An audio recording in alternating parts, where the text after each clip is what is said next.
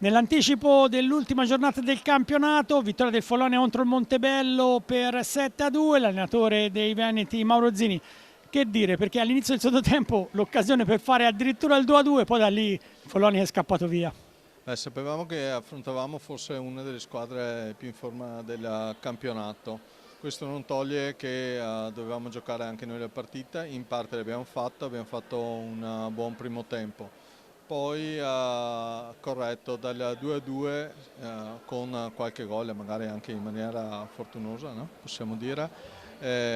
Noi siamo calati mentalmente, mi dispiace, sono un po' amareggiato pur sapendo che affrontavamo una squadra di altissimo livello, allenata da un grande amico che considero molto importante anche per la mia crescita, che ho collaborato con lui per parecchi anni.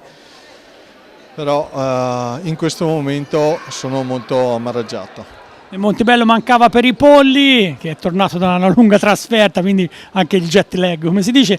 Però insomma, questa squadra nel corso del campionato ha dimostrato di avere diversi valori. Ricordo che all'andata aveva battuto proprio il Follonia.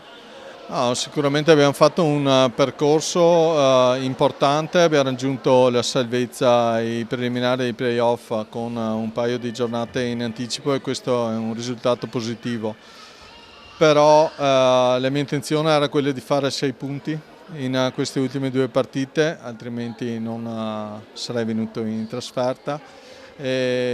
Serve quel qualcosa in più di tutto quanto il gruppo per poter migliorare un po' la mentalità e raggiungere anche quei piccoli obiettivi che ci diamo settimana in settimana.